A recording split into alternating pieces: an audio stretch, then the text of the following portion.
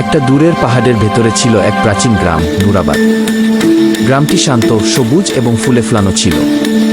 গ্রামের মানুষরা খুবই সরল, কিন্তু তারা বিশ্বাস করত যে গ্রামে একটি রহস্যময় বাগান আছে, যেখানে এমন একটি ফলের গাছ আছে যা মানুষের অন্তর প্রকাশ করতে পারে। বাগানটি ছিল কুয়াশা আর ধোঁয়ার আড়ালে। কেউ সহজে সেখানে পৌঁছাতে পারত না।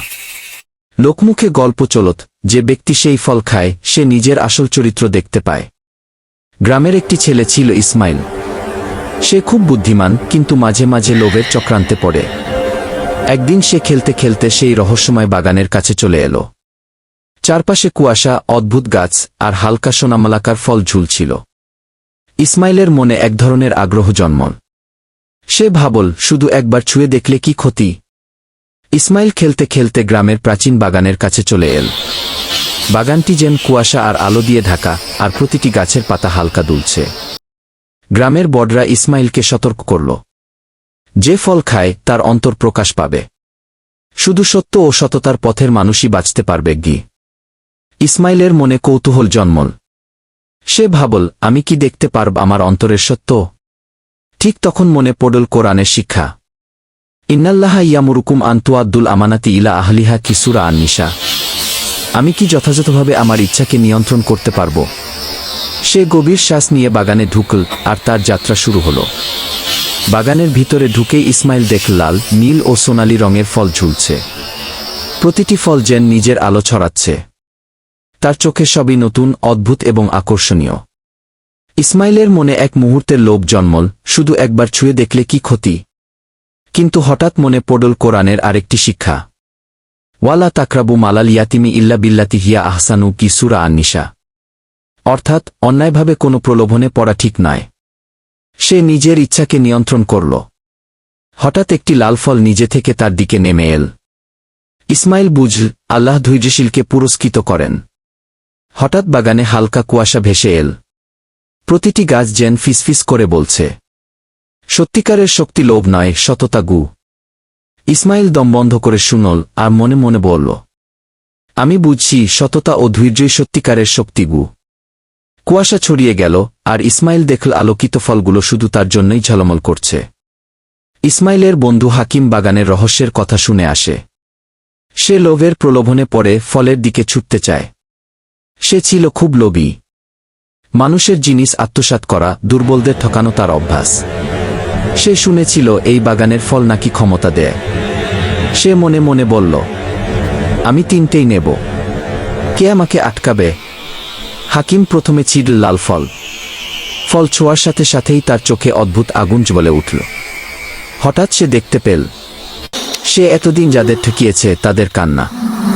কিন্তু আশ্চর্য, তার মনে কোনো অনুশোচনা এল না, বরং সে আরও লোভী হয়ে উঠল। গাছ থেকে আওয়াজ এলো, লোভ বাড়লে অন্তর অন্ধ হয়। হাকিম হাসল, সে পাত্তা দিল না। তারপর সে ছিঁড়ল নীল ফল। ফল ছোঁয়ার সাথে সাথে চারপাশ কুয়াশায় ঢেকে গেল। হাকিম হঠাৎ ভয় পেতে লাগল। সে বুঝতে পারছিল কোনটা ঠিক, কোনটা ভুল, কিন্তু পা নড়াতে পারছিল না। তার কণ্ঠ কাঁপতে লাগল। সে চিৎকার করল, কিন্তু কেউ শুনল না। গাছ বলল, যে সত্য জানে কিন্তু মানে না, সে বিভ্রান্ত হয়। লোভ তাকে থামাতে পারল না। সে কাঁপতে কাঁপতে ছিঁড়ল সোনালি ফল, কিন্তু সোনালি ফল তার হাতে কালো হয়ে গেল। এক প্রচণ্ড আলো ঝলসে উঠল। হাকিম নিজের আসল চেহারা দেখল, একটি অন্ধকার, শূন্য অন্তর। সে মাটিতে পড়ে গেল। কুয়াশা তাকে ঢেকে ফেলল। বাগান ফিসফিস করে বলল, যে আমানতের খেয়ানত করে তার জন্য আলো হারাম। হাকিম বাগানের ভেতরেই হারিয়ে গেল। এই সব কিছু দূর থেকে দেখছিল ইসমাইল। তার হৃদয় কেঁপে উঠল। সে মনে মনে পড়ল কোরআনের শিক্ষা, ইন্নাল্লাহা ইয়ামুরুকুম আন তুআদ্দুল আমানাতি ইলা আহলিহা ওয়ালা তাকরাবু মালাল ইয়াতিমি ইল্লা বিল্লাতি হিয়া আহসানু। ইসমাইল বুঝল, এই বাগান ধ্বংসের জায়গা নয়, এটা শিক্ষা দেওয়ার জায়গা। ইসমাইল বাগানে ঢুকে হাত তুলল এবং দোয়া করল, হে আল্লাহ, আমাকে লোভ থেকে রক্ষা করো, আর অন্যদের সঠিক পথ দেখানোর শক্তি দাও।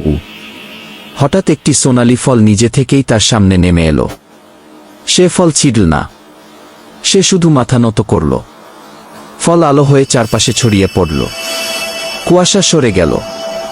যারা আগে বিভ্রান্ত ছিল তারা পথ খুঁজে পেল। রাত হলে বাগান আরও রহস্যময় হয়ে যায়। চাঁদের আলো পড়ছে ফলের উপর। কিছু ফল আলোকিত, কিছু অন্ধকারে ঢাকা।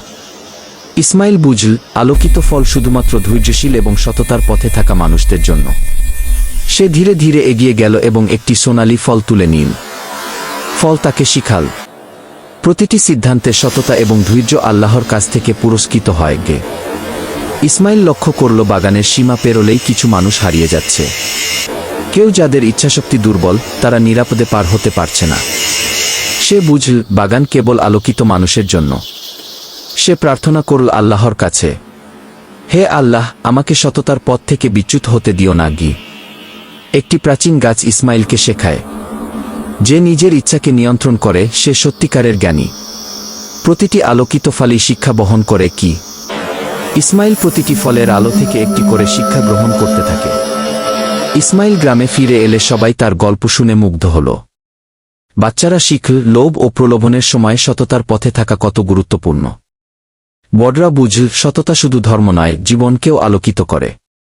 ইসমাইলও বুঝল রহস্যময় ফল তাকে শিখিয়েছে যে সততা, ধৈর্য এবং আল্লাহর পথে থাকা সবসময়।